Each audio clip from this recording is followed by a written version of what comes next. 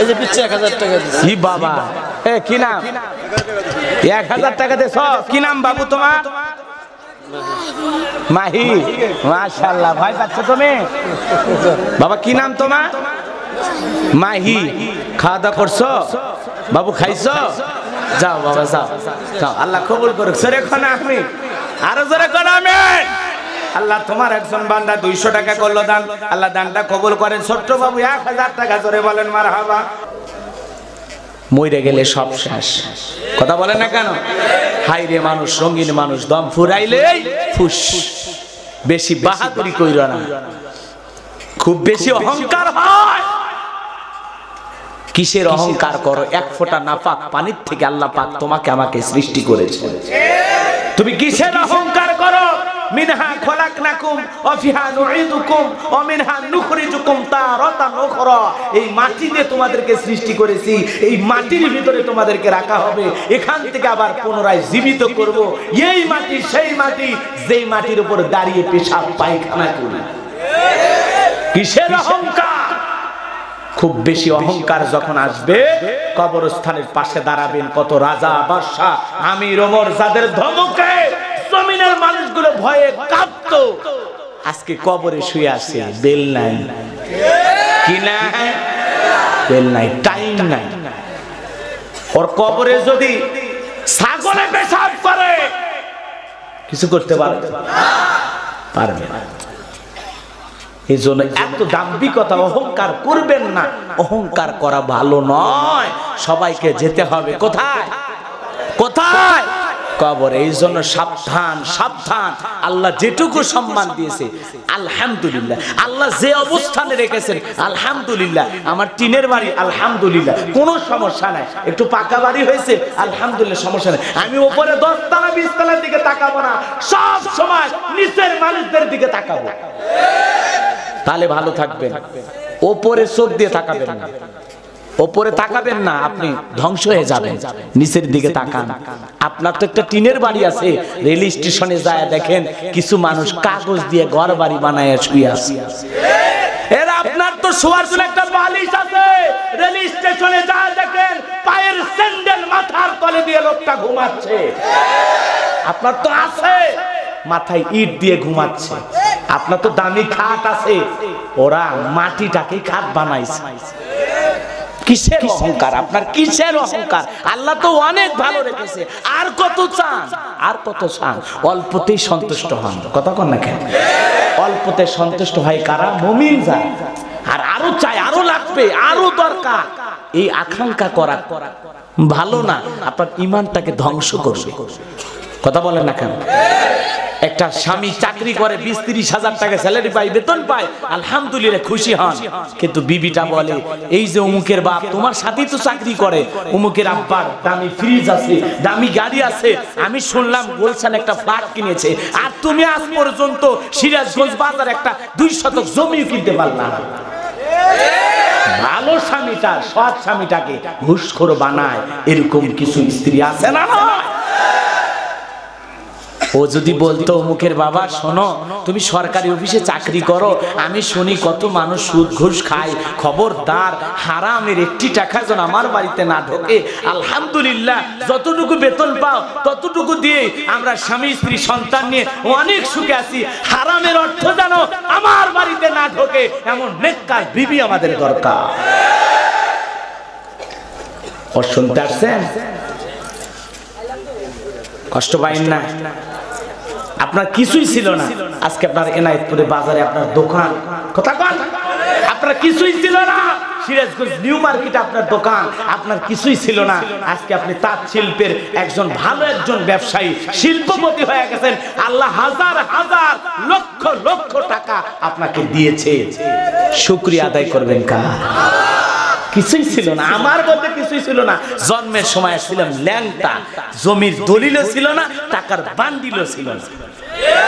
কথা বোঝেন, কথা বোঝেন না? আমি ল্যাংটা ছিলাম, ভালো ছিলাম। শোনেন নাই? শোনেন নাই? ভালো ছিল শিশুকাল মায়ের কোলে। শোনেননি গান? হ্যাঁ শুনছেন তো, আমি তো জানি আপনারা শুনছেন। তাহলে ল্যাংটা হয়ে দুনিয়াতে আসছেন কি হয়া? এই যে পরনে যে কাপড়টা পরে আছি কে দিয়েছে? আল্লাহ। শুকরিয়া শুকরিয়া শুকরিয়া আদায় করতে হবে, কৃতজ্ঞতা প্রকাশ করতে হবে। আলহামদুলিল্লাহ। পারস্যের একজন কবি ছিলেন, নাম কি? শেখ সাদি। কি নাম? শেখ সাদি। একদিন চিন্তা করলেন, আমি পারস্যের এত বড় কবি, কিন্তু আমার পায়ে এক জোড়া স্যান্ডেল নাই পায়ে দেবার মতো। পথ চলতে লাগলেন, আল্লাহর বান্দা পথ চলতে চলতে তাকায়া দেখলেন সামনের দিকে যায়া আল্লাহর দুনিয়াতে এমন একজন বান্দা আছে যার দুইটা পায়ে নাই, স্যান্ডেল পায়ে দেবে কোথায়? পারস্যের কবি শেখ সাদি রহমতুল্লাহ আলাইহি দেখার সঙ্গে সঙ্গে মাথা নত করে মালিককে সিজদা দিয়ে বলেন, আল্লাহ বড় ভুল করেছি মালিক, আমার পায়ে স্যান্ডেল নাই, এই জন্য আমি আফসোস করতেছি, হতাশাগ্রস্ত হয়েছি, মনটাকে বারবার বলতেছি এত বড় কবি হয়েও আমার পায়ে স্যান্ডেল নাই। কিন্তু তোমার দুনিয়াতে এমনও তোমার গোলাম আছে যার দুইটা পায়ে নাই, স্যান্ডেল পায়ে দেবে কোথায়? এ মুসলমান আল্লাহর গোলাম, কুড়িগ্রাম জেলায় আমি ওয়াজ করতে গিয়েছিলাম। একজন অন্ধ হাফেজ সাহেব আমার সঙ্গে বয়ান করার জন্য আসছিলেন। বাজান গো আমার, হঠাৎ করে আমাদের খাইতে দিয়েছে, খাবার খাইতে খাইতে হঠাৎ করে বিদ্যুৎ চলে গেল। আমি চিৎকার মেরে বললাম, কই তোমাদের আলো, তাড়াতাড়ি আলোর ব্যবস্থা করো, বিদ্যুৎ চলে গেছে, কারেন্ট চলে গেছে। অন্ধ বক্তা, অন্ধ হাফেজ সাহেব আমার হাত ধরে বলে, গোলাম রব্বানী ভাই কারেন্ট চলে গেছে, আপনি বুঝতে পারতেছেন? বলে হ্যাঁ বুঝতে পারতেছি। খাবার খাবো না দেখলে, বাতি না থাকলে কেমনে খাবার খাবো?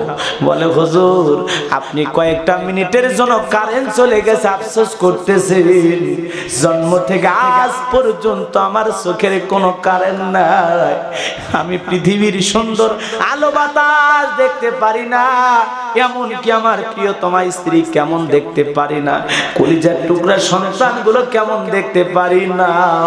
ও হুজুর নিজের হাতটা চোখের সামনে নিয়েও বলতে পারি না আমার হাতটা সাদা না কালা। ও হুজুর কয়েকটা সেকেন্ডের জন্য কারেন্ট চলে গেছে আপনি আফসোস করেন, জন্ম থেকে আজ পর্যন্ত আমার দুইটা চোখে আলো নাই, আলো নাই, পৃথিবীর আলো বাতাস আমি দেখতে পাই না। যে মা আমারে জন্ম দিয়েছে ওই জন্ম দুঃখিনী মার মুখটা আজ পর্যন্ত আমি দেখতে পাই নাই। তাহলে চিন্তা করেন, অন্ধ ব্যক্তি আল্লাহ রাব্বুল আলামিন চেহারার সব কিছু দিয়েছে, শুধু চোখের ভিতরে আলো দেয় নাই, তাই মনে হয় তার কাছে পুরো পৃথিবীটা অন্ধকার। আপনার দেহের ভিতরে সব আছে, দুইটা হাত যদি না থাকে পুরো দেহটাই মনে হয় অচল অবস্থা। কথা কোন ঠিক কিনা?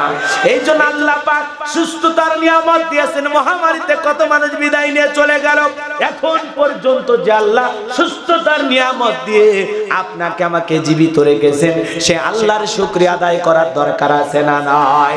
চিৎকার মেরে বলুন আলহামদুলিল্লাহ। এই জন্য সুখে থাকি দুঃখে থাকি শুকরিয়া আদায় করব কার? যে অবস্থায় আছি, যতটুকু নিয়ে আছি ততটুকু নিয়ে শুকরিয়া আদায় করব।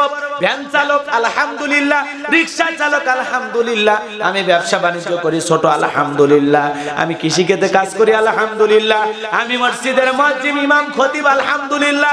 আল্লাহ যাকে যে অবস্থানে রেখেছেন সেই অবস্থানে থেকে শুকরিয়া আদায় করতে হবে কার? আরো জোরে বলেন কার? আরো চাই আরো চাই আরো লাগবে, গাড়ি বাড়ি টাকা পয়সা দরকার নাই, কারণ এই লোভ লালসা থাকলে আপনি বিপদগামী হয়ে যাবেন।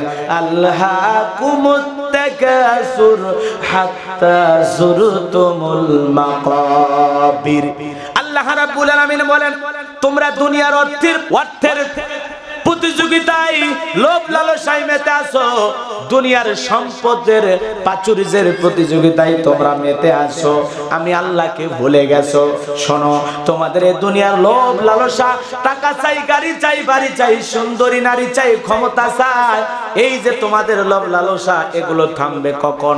একটা মেম্বার চাই চেয়ারম্যান হতে, চেয়ারম্যান চাই এমপি হতে, এমপি চাই মন্ত্রী হতে, মন্ত্রী চাই প্রধানমন্ত্রী হতে। আমাদের লোভ লালসা আছে না নাই?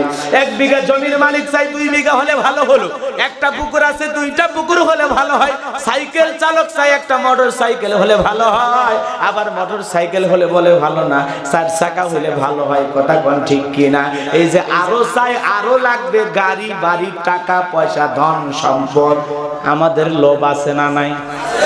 কারো টাকার লোভ, কারো সুন্দরী নারীর লোভ, কারো ক্ষমতার লোভ, কারো মাইরে খাওয়ার লোভ, কারো দুর্নীতি করার লোভ, কারো ঘুষ খাওয়ার লোভ, কারো সুদ খাওয়ার লোভ। আছে না? খালি লোভ লোভ লোভ আমাদেরকে পাগল বানাইছে, পাগল। কথা কন না কেন? বউ আছে কিন্তু নাটক নাটক দেখিয়া সিনেমা দেখে এই নায়িকাদের মতো একটা বউ পড়ি, বাপরে বাপ। লোভ লোভ, সুন্দরী নারীর লোভ। কথা বল না কেন? আছে না? এ যুবক, কি করবি? সুন্দর নারী ওয়েট করতেছে তোমার জন্য জান্নাতে। জান্নাতে সুন্দরী নারী দুনিয়ার কেউ স্পর্শ করেনি। সুবহানাল্লাহ। এত সুন্দর, এত সুন্দর, তুমি দেখে অবাক হয়ে যাবা। কত সুন্দর জানো? এই যে চামড়া দেখা যায়, এই চামড়ার ভিতর থেকে দেহের ভিতরে যে হাড়, হাড়, এই হাড়টা পর্যন্ত দেখা যায়। সুন্দর কারে বলে? সুবহানাল্লাহ। পাগল হয়ে যাবো, পাগল হয়ে যাবো। এই জন্যই দুনিয়ার নায়ক নায়িকার চিন্তা বাদ দাও, পরকালের চিন্তা করো। চিন্তা ভাবনাই যেন এইটা থাকে, আল্লাহ তোমার জান্নাত আমি চাই, আমি তোমার গোলাম, আমারে তুমি জান্নাত দিও, আর কিচ্ছু চাই না। আমি যেন তোমার গোলামের মতো গোলাম হয়ে মৃত্যুবরণ করতে পারি। আমরা গোলাম কার? জোরে বলেন, গোলাম কার? শুধু কি গোলাম? গোলামের ঘরের গোলাম। কথা বলেন না? আমার বাবা আল্লাহর গোলাম, আমিও আল্লাহর গোলাম। খালি চেয়ারম্যান খালি অন্য কারো গোলাম নাকি? কোন পুলিশ কার গোলাম? চেয়ারম্যান কার গোলাম? এমপি কার গোলাম? ডাক্তাররা কার গোলাম? ইঞ্জিনিয়াররা কার গোলাম? বলতে লজ্জা লাগে? হুজুর কার গোলাম?